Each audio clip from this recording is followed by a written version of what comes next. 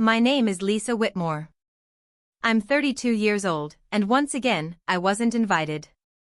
Not this year. Not last year. Not for the last 10. The email showed up on a Tuesday, its subject line straining to sound cheerful: Whitmore Family Retreat 2025. RSVP. By Friday, I already knew it hadn't been meant for me. I knew it before I even opened it, though I still clicked. And there they were, every single one of them. Camille with her husband and kids. Aunt Janine all the way from Savannah. Uncle Roger, still refusing to part with that ridiculous fishing hat. Even Cousin Lily, the same one who once swiped my prom dress and lied without blinking. But not me. Not even my name misspelled somewhere in the list. Just nothing. That kind of exclusion doesn't announce itself with fireworks. It's quieter, steadier, like the constant hum of a refrigerator you forget about until suddenly you realize it's gone. I sat at my desk in Santa Monica, surrounded by glass walls and framed degrees, a view I'd fought tooth and nail for. But the office felt cold in a way the California sun couldn't warm. I looked at the email again, then at the absence of my name, as if it had never belonged there. If you've ever felt betrayed by the very people who were supposed to stand behind you, tell me where you're watching from. I almost shut the laptop. Almost. But instead, I opened a new tab. Typed in the name of the beach house where the retreats had always been held, a wide, whitewashed place on the Georgia coast with a porch swing and twinkle lights. The last place I saw my father laugh before his stroke. And there it was, a listing. Not for rent, but for sale. No message in the family group chat, no phone call, just this. I read every word carefully. Price reduced. Seller motivated. Deed under review. I even recognized the agent, the same woman who handled my grandmother's property. That's when the air shifted. They were letting the house go quietly, the same way they had let me go. Like I was nothing more than another memory to offload. But I wasn't angry. Not yet. I closed the browser and turned toward the bookshelf. There it was, the small turquoise shell my dad gave me when I was 9. Think in tides, Lisa, he told me. Don't let anyone make you small. And that's when the idea began to form. They had erased me from every invitation. But I still remembered how to sign one. Erasure never comes with a warning. It happens gradually. One unanswered call. One family photo without you in it. One empty seat at a table where nobody bothers to ask why you're missing. At first, I tried. I sent gifts at Christmas. I chimed in on the group texts when my name was still there. I flew home for Thanksgiving even when the ticket cost more than my rent. I offered to help with Mom's mortgage when Camille's boys needed braces. I did what the youngest daughter is supposed to do: show up, stay quiet, be useful. But usefulness has an expiration date. Camille always commanded the spotlight, warm, photogenic, loud in the way people charitably call charming. She threw baby showers with custom cocktails, made matching shirts for reunions, once rang me from a craft store just to ask if teal or coral worked best for the beach house table settings. I told her, I don't think I'll come this year. She replied, that's fine, Lisa, we'll save you a plate. But no one did. After Dad's stroke, I was the one who flew out alone, the one who sat with him while Camille was overwhelmed and Mom couldn't handle the sight of him like that. I fed him, read his favorite Steinbeck. And when he finally managed to speak again, his first words cracked, you came. That winter, I asked Mom about the estate. Not for money, just to understand what would happen with the house, the accounts, the trust Dad had mentioned. She smiled tightly, told me, Camille and I have it covered. Don't trouble your pretty head. So I stopped asking. The next time I tried to visit the beach house, the spare key was gone. Camille said they'd changed the locks after a break-in, though I'd never heard about any break-in. That's when I started skipping holidays. I sent cards that no one answered. I let them label me busy or distant on Facebook without correcting them. Then one day, Mom posted a throwback photo, Camille and Dad on the beach at sunset. I knew that photo. I'd taken it.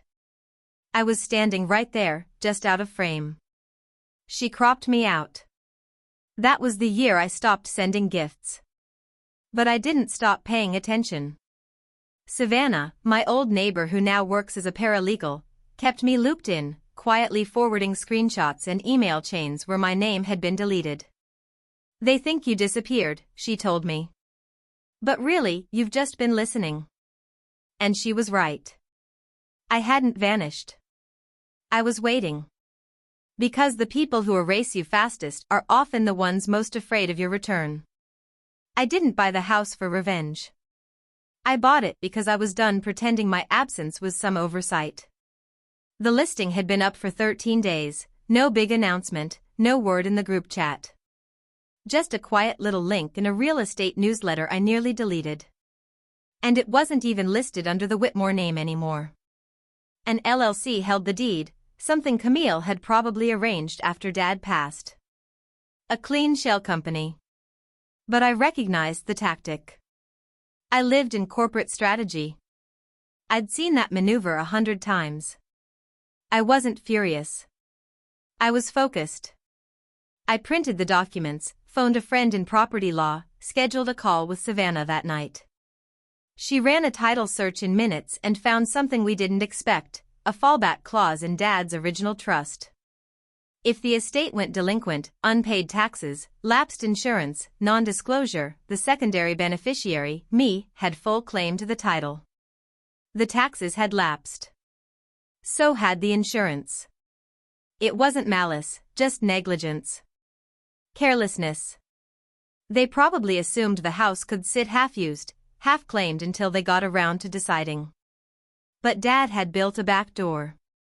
Savannah's voice was steady. If you want it, Lisa, it's yours. No fight needed. I didn't answer right away. I just stared at that turquoise shell on my desk. I remembered Dad brushing sand off it, placing it in my hand like it was precious. Think in tides, not waves, he'd said. You always come back stronger. That night, I pulled up a fresh spreadsheet. My savings, stock options, assets. I wasn't wealthy the way Camille's curated posts made her look, but I had built something steady, mine. 2 days later, I called the agent. She didn't recognize my name until I added Whitmore. Lisa, I said. Daughter of Thomas. She paused. Oh. You. The other one. Yes. The other one. I signed the purchase papers under the fallback clause. Quietly. No press. No family call. Then I booked one room through the portal, the master suite, 3 nights, check-in Friday. Reservation under Miss C. Whitmore. Special requests, a bottle of Perrier Jouet on ice, firm pillows, cotton sheets, complete privacy. When the confirmation arrived, I didn't cry. I didn't smile. I just sat there. They had erased me from the invitation. I had added myself to the deed. I arrived early, not to greet anyone, not to linger, just to see the house again before they touched it. It looked smaller than I remembered. Or maybe I had grown. The porch swing still sagged. The shutters needed paint. The lantern had been swapped out for a cheap solar bulb. But the house still breathed with the same ocean air, as though it had been waiting. I stayed just long enough to check the champagne chilling on ice, the sheets turned down, my name spelled right in the registry. Then I left. Parked 2 streets away in a rented sedan. And I waited. At 6:42 p.m., Camille's white Audi slid into the driveway. Her husband got out first, wrestling with the luggage.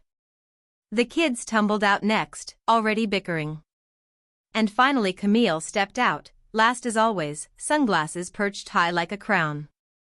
Then came Mom, riding in the back of Uncle Roger's SUV. She stepped out in her usual resort uniform, white linen layered over white, a strand of pearls at her throat, No makeup except for a swipe of tinted balm. It was the kind of armor Southern women wear when they're preparing to deny, graciously. They hauled their bags toward the front steps, laughter floating between them, voices giving vague instructions. Camille led the charge toward reception. And then, suddenly, everything froze. The young woman at the front desk, pixie haircut, apologetic smile, spoke like she was reading the forecast. "I'm sorry, I don't have any of your names on the reservation. Are you with Miss Lisa Whitmore's party?" Camille blinked. "Whose party?" "Miss Lisa Whitmore. She holds the full reservation." The name landed like glass shattering on tile. A silence followed, not the kind that expects a reply, but the kind that rearranges air. That was when I stepped out of the car. Not for spectacle, just because it was the moment.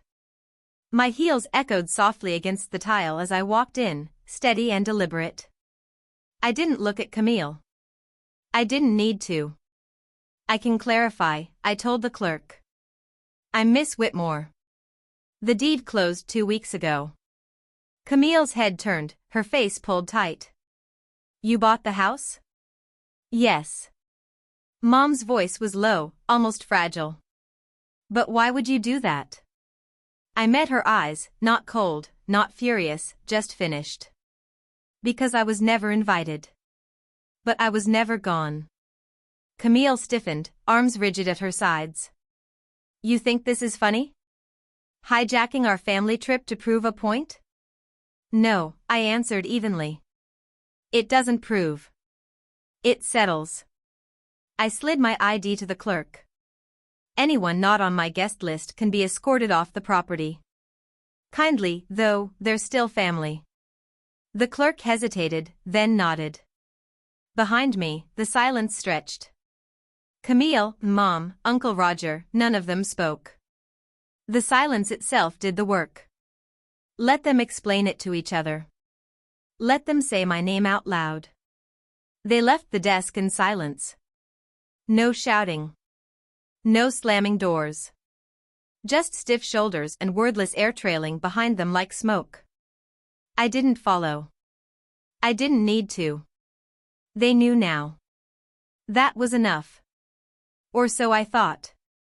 The next morning, a white news van appeared just beyond the hedges. I spotted the man in the button-down, hair lacquered with gel, mic in hand, squinting into the camera like he was uncovering scandal. I didn't open the door. But when the segment aired, my phone lit up like wildfire, texts, emails, even a voicemail from a coworker I hadn't spoken to in years. "Is it true? Did you really steal your family's house through some legal loophole while your dad was sick?" The headline screamed, "Daughter exploits trust clause to take family beach house." They painted me as a predator in heels. The story quoted an unnamed close family source, saying my father had been in cognitive decline, manipulated into signing away his legacy. No name attached, but I didn't need one. Camille had always known how to turn pity into a weapon. I didn't cry. I didn't draft a statement. I just called Savannah. "Time," I said. She understood instantly. "I'll send the file in 15. What arrived was meticulous, time-stamped screenshots of Camille and Mom's messages. "Don't worry, Lisa won't come. She makes everything about herself. She's too busy proving something to care about family. Don't feel guilty leaving her out. She's used to it." There were audio clips, too. A speakerphone call, caught mid-lunch. Camille's voice, sharp. "Lisa was always too fragile for this family. Let her rot in her condo. We're better off without her." But the most damning was the video. 2 summers back. Dad on the porch, legs draped in a blanket, chipped mug in hand. I was just off camera. His voice quiet, steady. "I want Lisa to have this place. Camille makes things loud, but Lisa makes things last." I hadn't rewatched it since the day I hit record. I'd been saving it. The next morning, I uploaded everything into a secure drive. Sent the link to one reporter I trusted, someone who had once written about elder abuse and inheritance disputes. No captions, no spin. Just, here's the full story. You decide. It didn't go viral. It didn't have to. By afternoon, the original headline was gone. The station slipped out a correction. My phone stopped buzzing. By nightfall, Savannah sent me 2 words, "They're quiet." And then a third, "Ready?" I looked at the ocean, black under the moonlight. Yes. The courthouse smelled of disinfectant and dust. I arrived early, alone. No lawyer in a $1,000 suit, no entourage. Just me, in a navy dress my grandmother once called steel-willed blue, carrying a single folder. Inside it, everything they didn't want seen. Camille was already seated when I walked in. All-white pantsuit, lips pressed flat as glass, fingers tapping nervously against her phone. Mom sat beside her, pearls trembling with each breath. She looked at me once, then quickly away. The clerk called the case. Whitmore versus Whitmore. Petition for injunction. Claim of undue influence and elder manipulation. Their attorney spoke first, slick, young, tan, not old enough to remember dial-up. He threw out words like intent, vulnerability, coercion. He called me estranged, letting the word hang like an accusation. I didn't flinch. When my turn came, I rose slowly. Calm. Your Honor, I'd like to submit video and audio evidence confirming my father's clear intent. The judge nodded. The bailiff dimmed the lights. The video filled the screen, my father wrapped in that blanket, voice even, "I want Lisa to have this place." Camille makes things loud. Lisa makes things last. She's the only one who came after the fall. The only one who asked for nothing. He paused. Looked straight into the lens. This isn't about fairness. It's about memory. I scanned the room. Mom blinked too quickly. Camille's jaw locked. Then came the audio. Her voice, "Let her rot in her condo." She was never part of this family. She should have been easier to control. The silence that followed wasn't shock, it was resignation. The judge leaned back, pen tapping once, twice. This court finds no grounds for the petition. The evidence shows clarity of mind and explicit intent from the deceased. The plaintiff's words demonstrate exclusion, not misunderstanding. This court doesn't mend emotional wounds. It enforces law. And the law is clear. The gavel fell. Petition denied.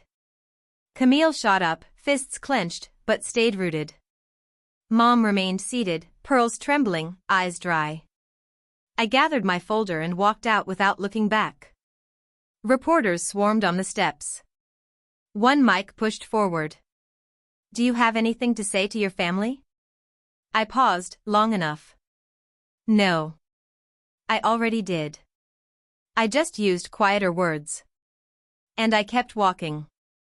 Later, I returned to the house. Not to greet anyone, not to watch, just to see it again before I settled in. It seemed smaller than I remembered. Or maybe I'd grown. The porch swing still crooked. Shutters peeling. The lantern swapped for a flimsy solar bulb. But the house still breathed in the ocean wind, soft and steady, like it had been waiting for me. I didn't linger, just long enough to confirm the champagne was chilling, the bed neatly turned down, and my name spelled correctly in the guest book. Then I slipped out. 2 blocks away, I parked the rental sedan and waited. At 6:42 sharp, Camille's white Audi rolled into the driveway. Her husband hopped out first, juggling luggage. Their kids followed, bickering before their feet even hit the ground. Last came Camille herself, sunglasses lifted like a crown. Behind them, Mom arrived in Uncle Roger's SUV. She wore her resort uniform, crisp white linen, pearls at her throat, lip balm in place of makeup, the perfect armor for polite denial. Bags clattered toward the steps, chatter and laughter floating around them. Camille guided everyone to reception. Then everything froze. The desk clerk, a young woman with a pixie cut and an apologetic smile, delivered the words like a weather update. I'm sorry, none of your names appear on today's guest list. Are you part of Miss Lisa Whitmore's party? Camille blinked. Excuse me? Whose party? Miss Lisa Whitmore. She holds the full reservation. The name struck like glass shattering. A silence fell, not expectant, but rearranging. That was my cue. I stepped from the car, not for spectacle, but because it was time. My heels tapped against the tiles as I entered, steady and certain. I can clarify, I told the clerk. I'm Miss Whitmore. The deed transferred 2 weeks ago. Camille spun, her face drawn tight. You bought the house? Mom's voice wavered, confused. But why would you do this? I looked at her, calm, finished. Because I was never invited. But I never left either. Camille stiffened, arms rigid. You think hijacking our trip proves something? No, I answered. It settles it. I handed over my ID. Anyone not on my guest list may be escorted out, but be kind. They're family. The clerk hesitated, then nodded. Behind me, no one spoke. Camille, Mom, Roger all mute. Silence carried its own verdict. They retreated from the desk without a scene, only tense shoulders and smoke-thin quiet. I didn't follow. I didn't need to. They knew. That was enough, or so I thought. The next morning, a news van appeared at the hedges. A reporter in a starched shirt and too much hair gel clutched a mic, speaking as if unveiling scandal. I didn't answer the door, but when the segment aired, my phone blazed. Messages, missed calls, emails, even a voicemail from an old colleague. Is it true? Did you take the family house through a legal trick while your dad was ill? The headline screamed, Daughter exploits trust clause to oust family from ancestral property. They painted me as a predator in heels. An unnamed family source claimed Dad had been manipulated during decline. I didn't need to guess, it was Camille's voice behind it. She had always thrived on weaponizing sympathy. I didn't draft a statement. I didn't cry. Instead, I called Savannah. It's time, I said. She understood. 15 minutes later, she sent files, dated screenshots of texts between Mom and Camille. Don't worry, Lisa won't come. She only makes things about herself. Excluding her isn't cruel, she's used to it. Audio clips, too. Camille's voice, Lisa was too fragile for this family. Let her rot in her condo. And then the video, the one I had kept safe. Dad on the porch, wrapped in a blanket, mug in hand, his voice steady. I want Lisa to have this place. Camille makes things loud. Lisa makes things last. I hadn't replayed it since recording. I saved it for exactly this moment. The next morning, I uploaded everything to a secure drive and sent one link to a single journalist I trusted, someone who once wrote about elder abuse and inheritance battles. No commentary, no spin. Just, this is the full story. Decide what matters. It didn't go viral, but it didn't need to. By midday, the headline vanished. The station issued a correction. My inbox went quiet. That night, Savannah texted, They're quiet. You ready? I stared out at the black ocean. Yes. The courthouse smelled of dust and disinfectant. I arrived early, alone. No legal entourage, just me in my grandmother's steel-willed blue dress, a folder tucked beneath my arm. Inside, everything they hoped would stay hidden. Camille was already seated, dressed in an all-white pantsuit, lips pressed flat. She didn't turn, but her fingers tapped nervously at her phone. Mom sat beside her, pearls trembling slightly with each breath. Case of Whitmore versus Whitmore, the clerk announced. Their attorney went first, a slick, young, rehearsed. He spoke of coercion, vulnerability, intent. He called me deranged, pausing long enough to let it sting. I didn't blink. When it was my turn, I rose slowly. Your Honor, I submit video and audio evidence demonstrating my father's clear intent. The judge nodded. Lights dimmed. The video played, Dad in his blanket, calm. I want Lisa to have this place. Camille makes things loud. Lisa makes things last. She never asked for anything. She stayed when others didn't. A pause. It's not about fairness. It's about memory. I watched Mom blink too fast. Camille's jaw tightened. Then came the audio, her voice, sharp, merciless. She was never family. She should have been easier to control. The silence afterward was not shock, but surrender. The judge leaned back, pen tapping. This court finds no grounds for the petition. The evidence proves clarity of mind and intent. The language of exclusion was deliberate, not confused. He lowered his glasses. We do not heal wounds. We uphold law. And the law is clear. Gavel down. Petition denied. Camille stood, fists tight. Mom stayed seated, eyes wet but dry. I gathered my folder and walked out without turning back. On the courthouse steps, reporters pressed forward. One mic stretched toward me. Do you want to say anything to your family? I paused, just a breath. No. I already did. I just used quieter words. And I kept walking.